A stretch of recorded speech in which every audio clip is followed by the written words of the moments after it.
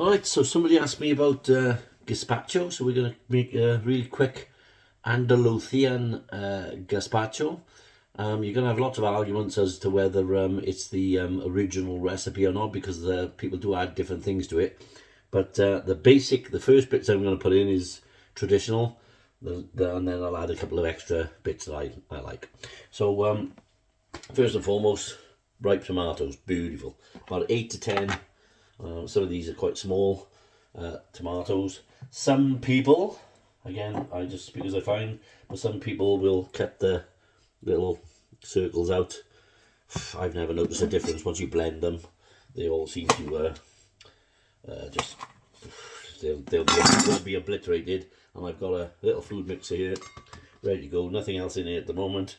I'm going to chop up a couple of the tomatoes, just into quarters, make it easier for it to dice.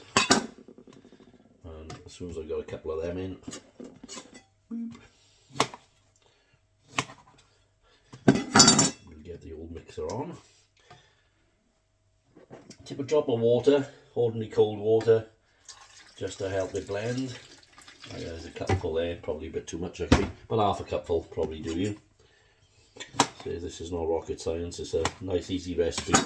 It's a cold tomato soup basically, but very, very refreshing on a summer's evening with a glass of vino.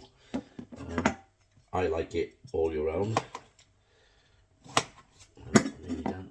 I'm going to give that a little whiz up there.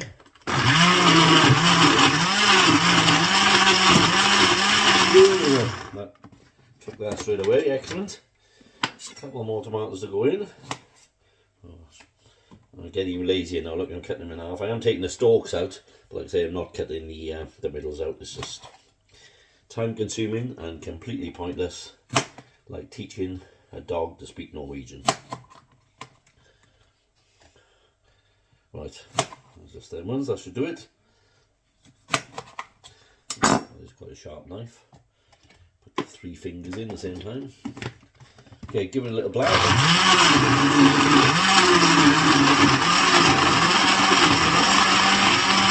Fantastic.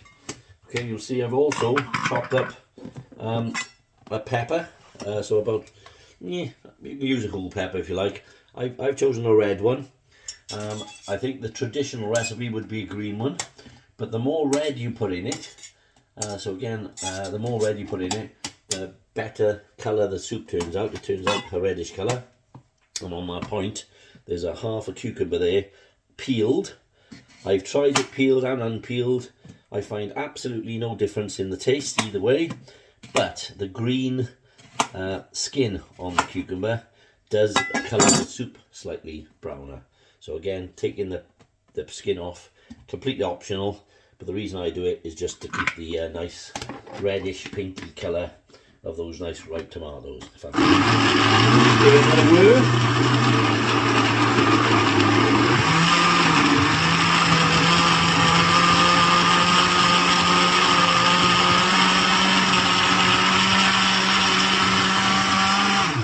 That's looking fantastic already. It's a lovely, lovely colour. Right, this is where basically it gets debatable. So if this was a traditional recipe, all you would now add is a splash of vinegar, which we can add. Sherry vinegar is preferred. This is cider vinegar, but you can use any vinegar.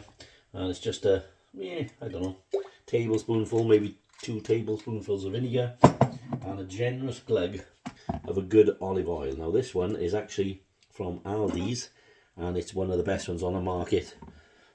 Apparently, I've been told, we had to search around for it a little bit, but it's actually one of the cheaper ones, but it's very, very good.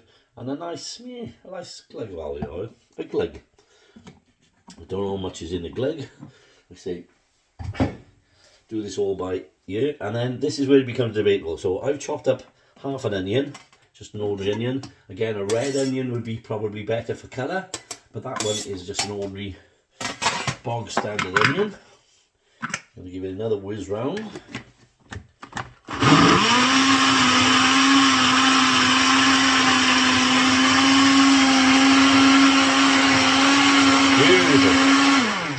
Okay. And then again, optional, but I love a drop of garlic, so I'm going to put, this is lazy garlic because I'm lazy, but again, a teaspoon of lazy garlic in there just to taste, and then obligatory salt and pepper. Again, we can taste this later on just to make sure that it doesn't need any more seasoning. But I would guess what? That is basically it. And I'm going to give it another zhuzh up.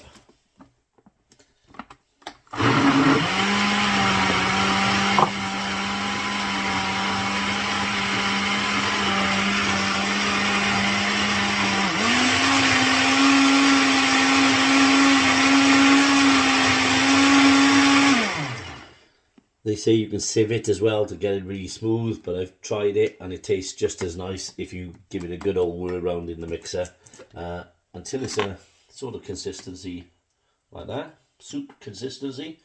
Now, this is going to be chilled, but I will try it.